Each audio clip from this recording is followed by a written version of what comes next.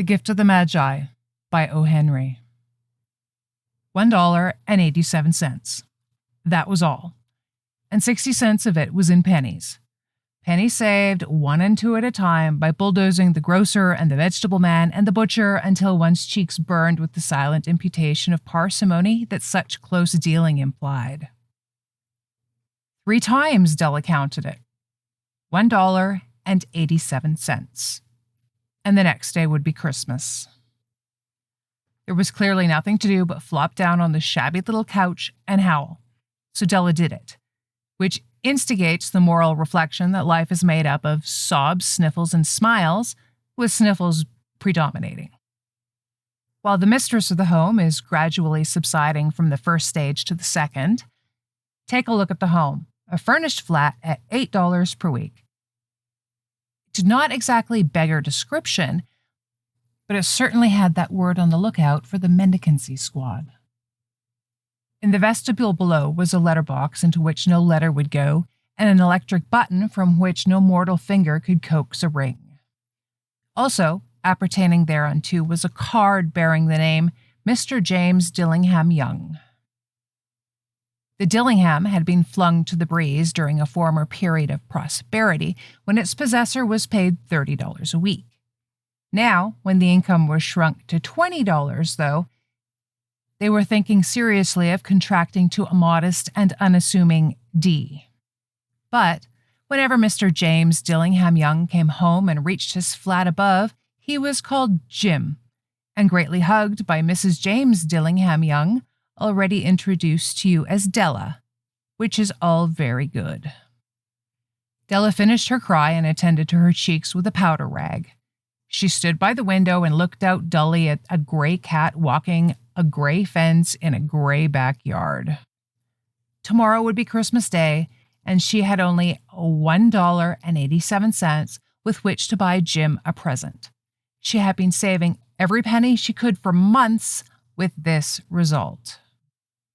$20 a week doesn't go far. Expenses had been greater than she had calculated. They always are. Only $1.87 to buy a present for Jim. Her Jim. Many a happy hour she had spent planning for something nice for him, something fine and rare and sterling, something just a little bit near to being worthy of the honor of being owned by Jim. There was a pier glass between the windows of the room. Perhaps you have seen a pier glass in an $8 flat. A very thin and very agile person may, by observing his reflection in a rapid sequence of longitudinal strips, obtain a fairly accurate conception of his looks. Della, being slender, had mastered the art. Suddenly, she whirled from the window and stood before the glass. Her eyes were shining brilliantly, but her face had lost its color within 20 seconds. Rapidly, she pulled down her hair and let it fall to its full length. Now, there were 2 possessions of the James Dillingham Youngs in which they both took a mighty pride. One was Jim's gold watch that had been his father's and his grandfather's. The other was Della's hair. Had the Queen of Sheba lived in the flat across the air shaft, Della would have let her hair hang out the window some day to dry, just to depreciate Her Majesty's jewels and gifts. Had King Solomon been the janitor, with all his treasures piled up in the basement, Jim would have pulled out his watch every time he passed, just to see him pluck at his beard from envy. So now Della's beautiful hair fell about her, rippling and shining like a cascade of brown waters. It reached below her knee and made itself almost a garment for her. And then she did it up again nervously and quickly. Once she faltered for a minute and stood still while a tear or 2 splashed on the worn red carpet. On went her old brown jacket, on went her old brown hat. With a whirl of skirts and with the brilliant sparkle still in her eyes, she fluttered out the door and down the stairs to the street. Where she stopped, the sign read, Madame Sophronia. Hair goods of all kinds. 1 flight up Della ran and collected herself, panting. Madame, large, too white, chilly, hardly looking the Sophronia. Will you buy my hair? Asked Della. "I buy hair," said Madam. "Take your hat off and let's have a sight at the looks of it." Down rippled the brown cascade. $20, said Madame, lifting the mass with a practiced hand. "Give it to me quick," said Della. Oh, and the next 2 hours tripped by on rosy wings.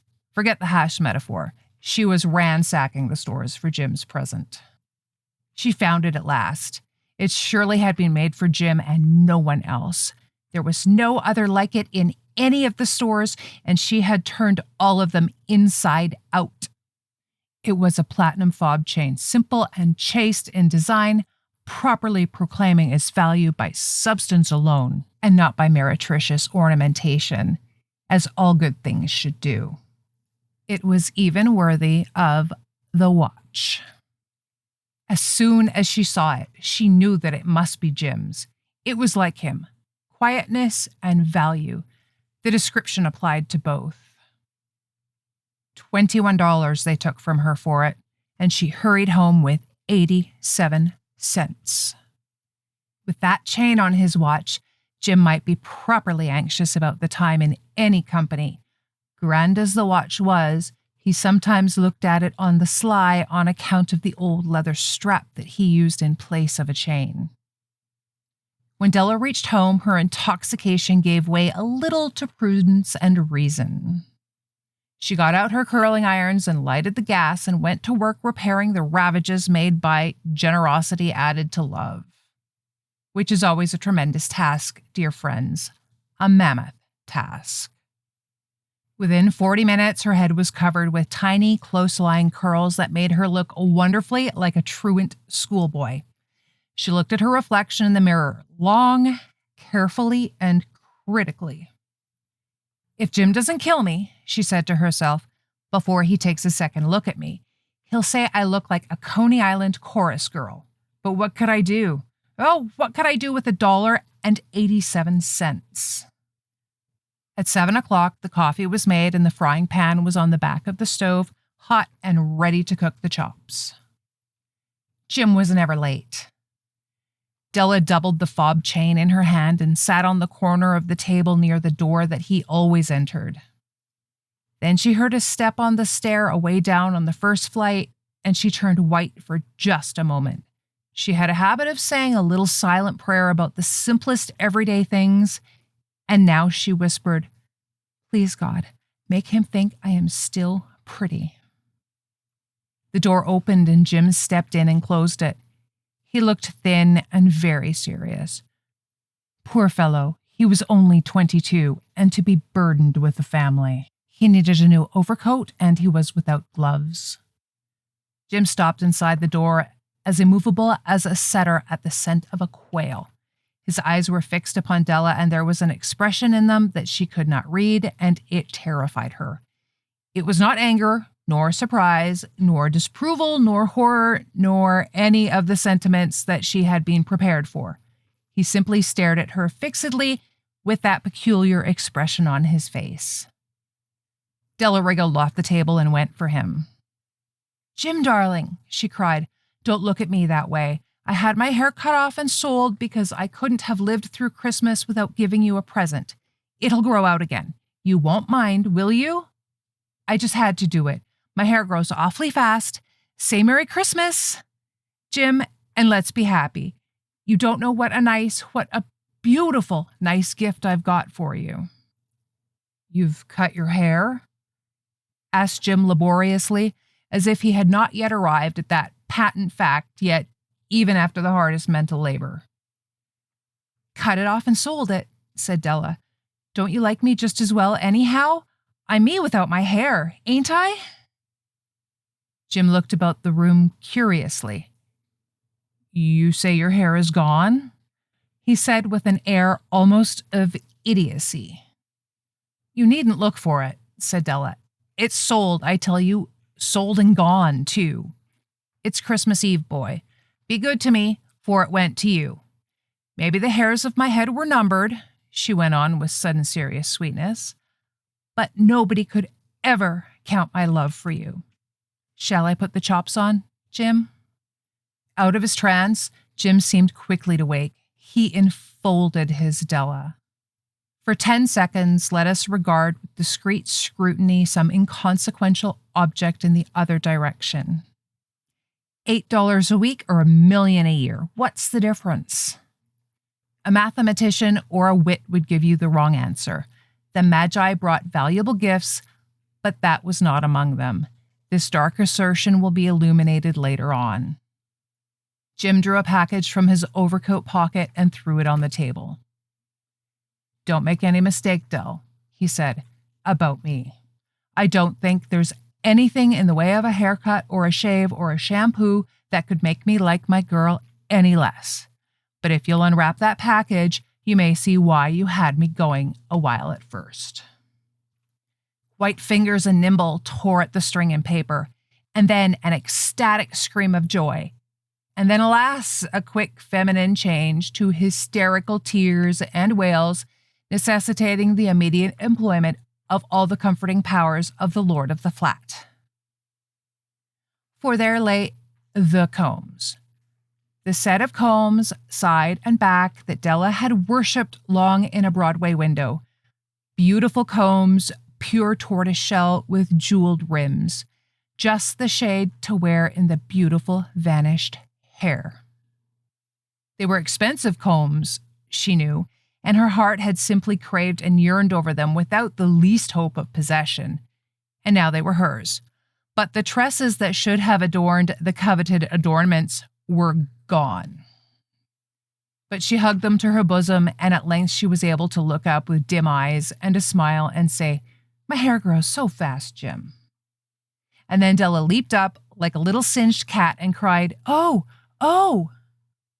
Jim had not yet seen his beautiful present. She held it out to him eagerly upon her open palm.